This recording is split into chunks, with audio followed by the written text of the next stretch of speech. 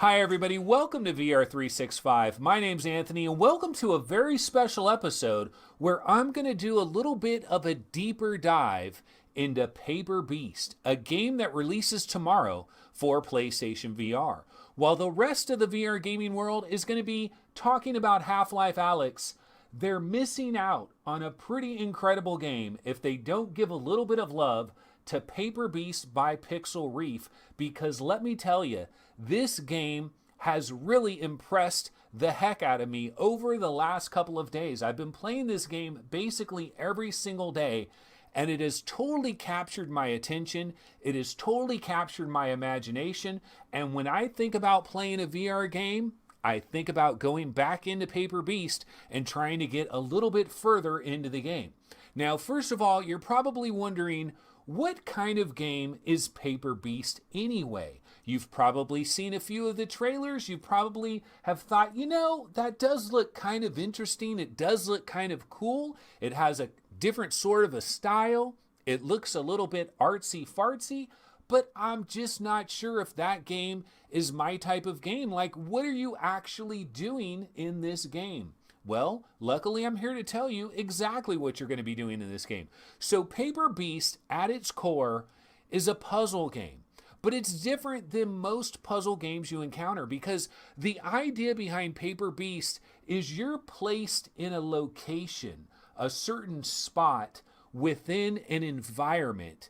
And usually there is some type of environmental puzzle that you need to solve. So this is a little bit different than being in some kind of like escape the room game where you're trying to get out of one room into another room and that sort of thing. This is an environmental puzzle, and it's a location-based puzzle. You are in an environment on what seems like a fantastical alien world, and basically you discover that there is some type of problem that is preventing you from continuing your journey in this strange, surreal sort of environment that you're witnessing, with breathtaking visuals and incredible 3D audio. It is truly powerful, it is truly stirring, but the core of the game is puzzles, and you're placed in a situation where you realize, I gotta get up there, but how do I get up there? There's no way to get up there.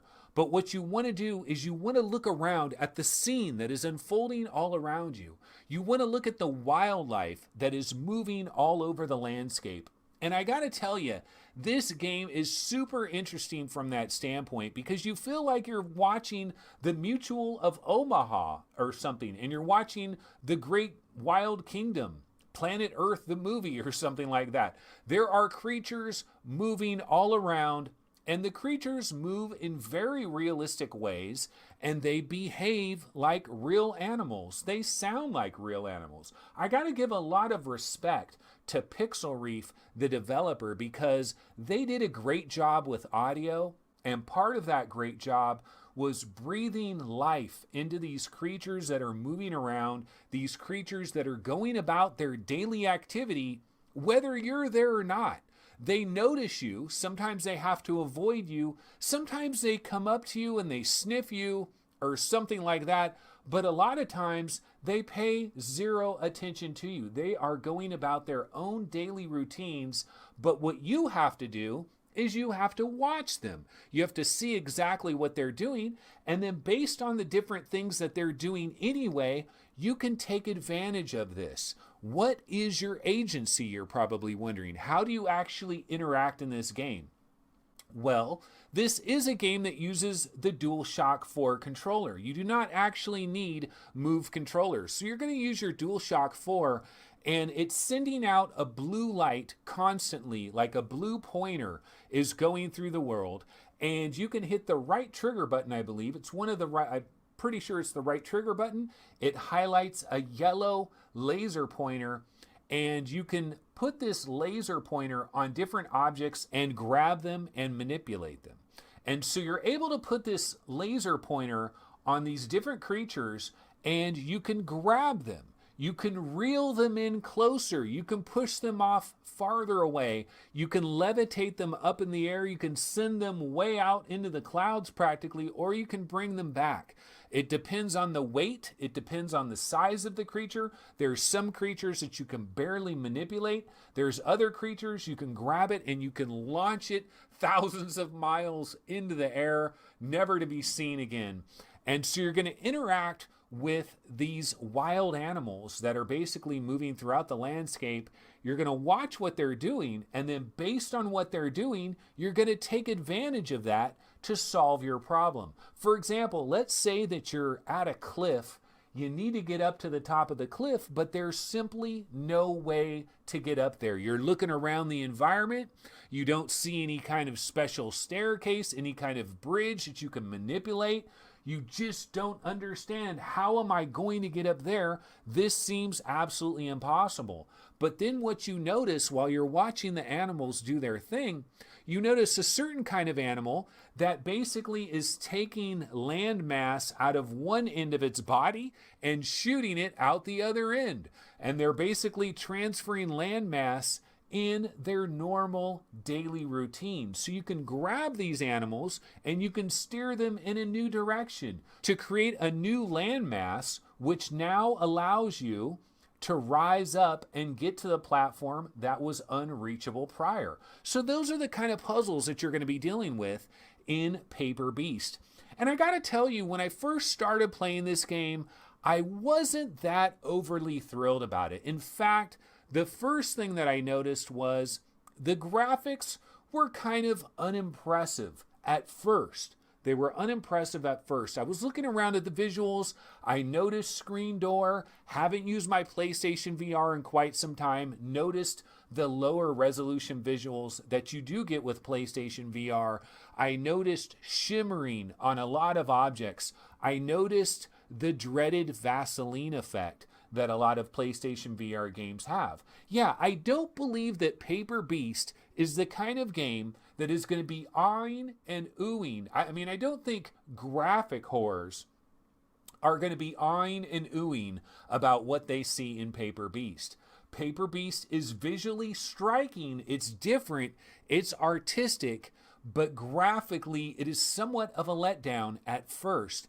And that did bother me a little bit. And I was playing through the game, moving through the game, and I was kind of like, this is it? I don't know, man. I'm going to get bored of this pretty quick. In fact, I don't even feel like going back into the game.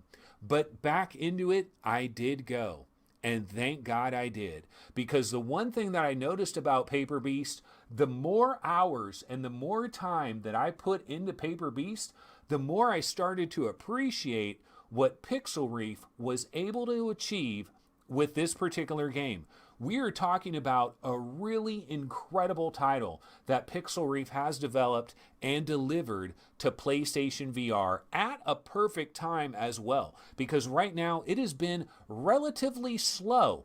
In late 2019 and in early 2020, PlayStation VR hasn't had a ton of bangers, but this is one of them. It now has another banger, and it's one of the more interesting games we've seen in quite some time. So when I talk about possibly the best aspects of Paper Beast, the number one thing I have to bring up is the gameplay loop that this game is totally designed around. And I kind of already talked about it a little bit earlier, but basically what you want to do in every situation so far that I've encountered in Paper Beast is you want to take on the role of an observer. And so when you first get to a new location, a new setting, a new atmosphere in Paper Beast, you want to explore the area thoroughly. Explore every nook and cranny. Look in every little corner and crevice. Check out the landscape. See what's going on. Watch the wildlife. See where they're moving to. See what they naturally do. Try to move around, try to teleport throughout the game, and you might realize that you're basically blocked off. You can move around in a pretty large area, but there are certain places you can't get to, and you'll pretty quickly discover that the next place you want to go to is blocked, it's sealed off, it's filled up with water, you can't get to it. There's some type of problem. Maybe there's some other creature that is basically blocking the entrance. You've got a problem and you've got to solve the problem. And that's what you're going to be doing in Paper Beast throughout the game. But the best way to solve the problem is to look around the environment, see what's going on, see what the different animals are doing, see what is going on with the actual environment itself, with the topography of the environment itself, with the soils, with the mud, the water, the things that are happening. Because what you can do is you can manipulate different things in the environment to cause changes to the topographical features, which will then allow you to move into new uncharted areas that you weren't able to get to. That pretty much is the shining star when it comes to Paper Beast. Now, is there a downside to all of this? Well, we talked about the graphics already is a bit of a downside.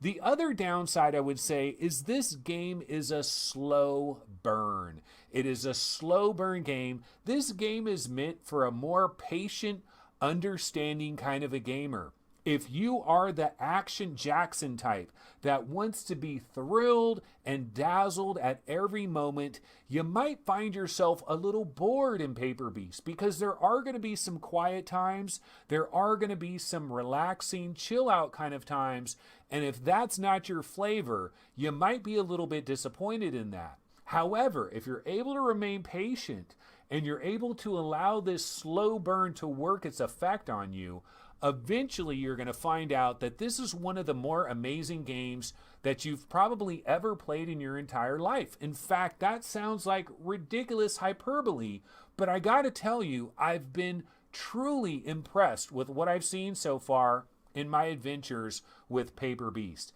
Pixel Reef has done a fantastic job. We've seen a lot of the visuals. We've seen the trailers. They look good. But one thing that you might not have seen is dramatically different environments, different kinds of weather patterns, and different things that are going on in the background. The sounds, the smells. Well, I can't actually smell anything, but I feel like I can, because you are immersed in this world. You're in an alien environment. You're understanding what's going on here. You're appreciating it. You're looking at the wildlife, and you're taking advantage, and you're moving through the puzzles. One of the best ways to play Paper Beast, in my opinion, is don't rush your way through this game. There's a number of different chapters. You'll know. You get to a brand new area. It's a different challenge. It's a new area. Might be a good time to take a break. Go play another game. Come back to Paper Beast a little bit later. That's pretty much the way I've been playing the game, and I've been loving it. This is absolutely one of the favorite PlayStation VR games I've experienced since I've had a PlayStation VR. Now, am I talking like this is top 5, top 10, top 20 PlayStation VR game? Maybe not. But it's definitely a top 50. This is a really solid game. It is worth playing, even in the environment of Half-Life Alyx, a ginormous game that has taken over the VR gaming industry. I am very worried that an incredibly solid and incredibly powerful effort by Pixel Reef that has happened on PlayStation VR might get overlooked. In fact, I hope that at some point in the future, Paper Beast could possibly come to additional platforms. Sony has been dabbling with the idea of bringing some of their games to PC. Who knows? Maybe there will be a PlayStation Store that will arrive on PC platforms in the not too distant future, and a lot of these PlayStation VR games will be available for VR headsets on PC. We gotta hope that happens, but even if it doesn't, we have heard of games like The Persistence, which is developed by Firesprite but was published by Sony, and it's coming to PC VR platforms later this summer. So there is hope for a game like Paper Beast expanding onto more platforms, and I'm telling you, the game deserves it. A lot of people got to see this, and you really got to play well into Paper Beast to see the beauty that it truly provides. But I think it's one of the better PlayStation VR games I've seen in quite some time. I'm definitely giving it a thumbs up. I haven't completely finished the game, or I would be able to review it right now, but I can tell you it's well worth your time. It's worth your money. It is a slow burn. Take your time. Don't rush through it. Just get a nice feel, soak up the atmosphere, watch the Mutual of Omaha wildlife kingdom that unfolds before you, and just really enjoy it, savor it. It's pretty incredible. The music, the environment, the vibe, the visuals, it all comes together pretty fantastical. Very impressed with what Pixel Reef has been able to achieve on the PlayStation VR hardware. All right, well, that's going to do it for this special episode of VR365. I will be back this Thursday at 5 p.m. Pacific time with a standard live episode with live chat. I'm going to be talking about Half-Life Alyx. I'm also going to talk a little bit about Paper Beast. I'm going to continue to play that. And there's more exciting games like The Room VR, A Dark Matter, and many other big games coming as well. It's an exciting time in the VR gaming world, so we'll see you in your VR headsets. All right, everyone, have a good one. Take it easy. Later.